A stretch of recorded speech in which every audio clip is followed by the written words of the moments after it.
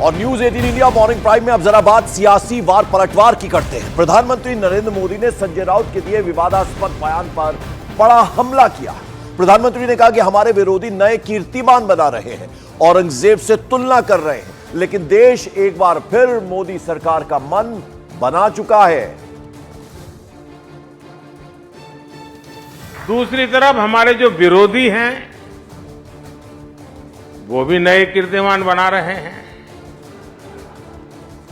आज ही उन्होंने मोदी को 104वीं गाली दी है।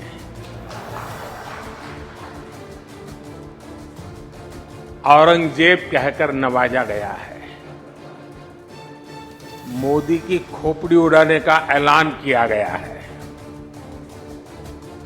इन सब पॉजिटिव नेगेटिव बातों के बीच दुनिया का सबसे बड़ा इलेक्शन जारी है। और मॉर्निंग प्राइम में अब जरा आपको सुनाते हैं कि संजय राउत ने किस तरह पीएम मोदी पर विवादास्पद बयान दिया था। क्या कहा था उन्होंने? महाराष्ट्रात शिवाजी महाराज जन्माला आले आणि औरंगजेबाचा जन्म गुजरातमध्ये झाला।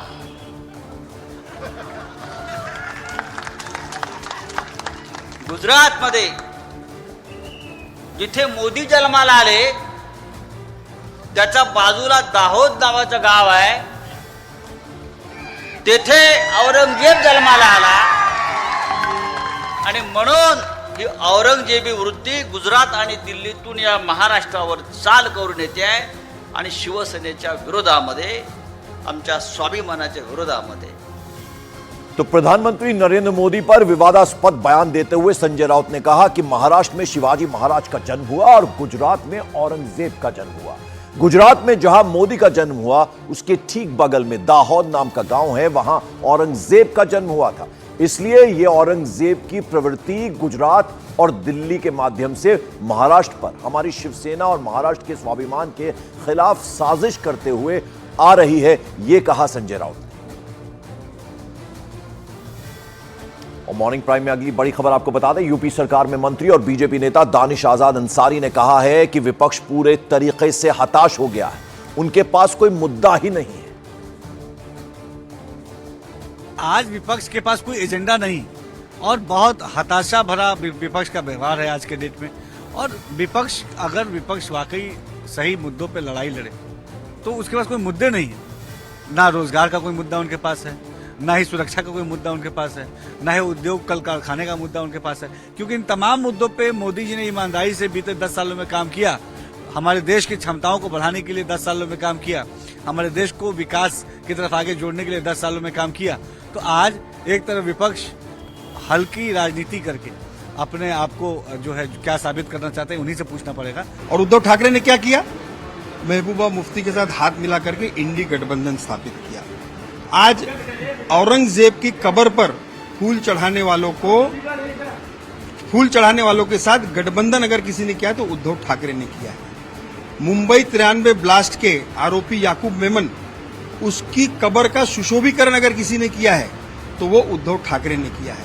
जिस प्रकार से औरंगजेब ने सत्ता स्थापन करने के लिए अपने पिता को कैद में रखा, अपने भाइयों का कत्ल किया, वही चीज उद्धव ठाकरे ने राज ठाकरे के साथ करके सत्ता स्थापन करने का प्रयास किया।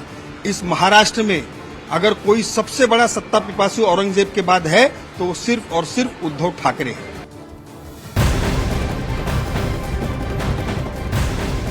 और मॉर्निंग प्राइम में महाराष्ट्र की सियासत से जुड़ी एक और बड़ी खबर आ रही है। एनडीए में शामिल होने से पहले राज ठाकरे ने एमएनएस नेताओं की एक अहम बैठक बुलाई है। इस बैठक में दिल्ली में राज ठाकरे पार्टी के नेताओं से जो उन्होंने मुलाकात की है, इस बात पर चर्चा करेंगे कि जो दिल्ली में अमित शाह से उन्होंने मुलाकात की, वहां उनकी क्या बात हुई अमित शाह से। इसके बाद बैठक में यह भी फैसला होगा कि एनडीए में महाराष्ट्र नवनिर्माण सेना शामिल होगी या फिर नहीं शामिल होगी। सूत्रों के मुताबिक अमित शाह के साथ बैठक के दौरान राज ठाकरे की तरफ से शिरडी और दक्षिण मुंबई की सीटों के लिए बाकायदा मांग की गई थी। हालांकि बीजेपी उन्हें एक लोकसभा सीट देने के पक्ष में है, 2 सीटों की मांग की गई थी। ये आप तस्वीर देख रहे हैं अब से कुछ दिन पहले की, जब अमित शाह से दिल्ली में मुलाकात की थी राज ठाकरे ने। विवेक गुप्ता मेरे सहयोगी सीधे मुंबई से हमारे साथ। विवेक, ये जो बैठक हुई है अमित शाह की, अमित शाह से राज ठाकरे की दिल्ली में अब अपने पार्टी के नेताओं से उस पर मंथन होगा। कल भी ये बैठक हुई थी, उसके बारे में क्या जानकारी, और आज फिर से बैठक होगी और फिर उसके बाद डिसीजन लिया जाएगा कि एनडीए में शामिल होना है या फिर नहीं। क्या जानकारी आपके पास? देखिए पंकज, जिस तरीके से राज ठाकरे की गृह मंत्री अमित शाह के साथ मीटिंग हुई है तो ये 95% 99% कंफर्म होता जा रहा है कि राज ठाकरे एनडीए में शामिल हो रहे हैं। बस सवाल यह है कि आखिरकार वो कौन सी सीट पर अपना उम्मीदवार उतारेंगे। जिस तरह से आपने और हमने पहले भी बताया था कि राज ठाकरे 2 सीटों की मांग कर रहे हैं महाराष्ट्र की 48 सीटों में से। पहली सीट मुंबई दक्षिण और दूसरी सीट वो सीडी लोकसभा सीट मांग रहे हैं। लेकिन जो जानकारी हमें मिल रही है कि इस पर बीजेपी 2 सीट शायद नहीं दे, या फिर जो महायुति है वो 2 सीट ना दे।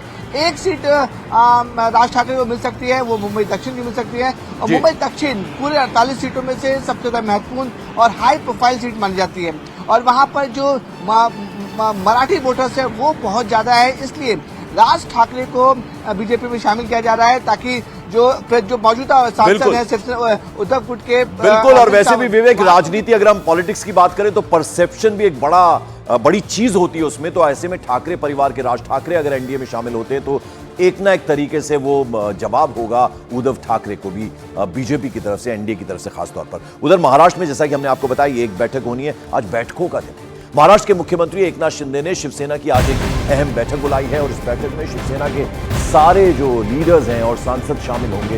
ये बैठक वर्ली के एनएससीआई डोम में 11 बजे बुलाई गई है। खबर है कि इस बैठक में बातचीत का एजेंडा सीट शेयरिंग का रहेगा। साथ ही साथ राज ठाकरे की दिल्ली में जो अमित शाह से मुलाकात हुई है उसके बाद वो एनडीए में शामिल होंगे या नहीं, इस पर भी चर्चा इस बैठक में की जाएगी। तो शिंदे गुट की, एकनाथ शिंदे की अगर हम बात करें तो उस गुट की आज एक अहम और महत्वपूर्ण बैठक होनी है।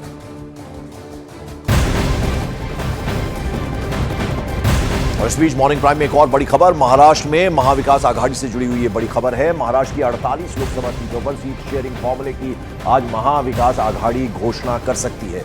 जो सूत्रों के हिसाब से इंफॉर्मेशन मिल रही है उसके मुताबिक एमवीए के बड़े नेता शरद पवार, उद्धव ठाकरे और कांग्रेस के नाना पटोले एक प्रेस कॉन्फ्रेंस के जरिए सीट शेयरिंग और जो कैंडिडेट्स हैं उनके नामों का ऑफिशियल अनाउंसमेंट कर सकते हैं। हालांकि इसमें वंचित बहुजन आघाड़ी के अध्यक्ष प्रकाश आंबेडकर शामिल होंगे या फिर नहीं, इस पर अभी भी संशय बना हुआ है, सस्पेंस बरकरार है। अभी हमने महाराष्ट्र की कम से कम 19 सीट पे डिस्कशन किया है। कम से कम 12th जगह पे हम लोगों का ये फाइनलाइज हुआ है और कल हमारी सुबह शरद पवार जी और उद्धव ठाकरे जी से मीटिंग है। कल वो वहाँ पे और एक डिस्कशन बचा है, उसमें फाइनल होगा और कल हमारी ये सभी सीटों पे कल या परसों डिक्लेयर हो जाएगा।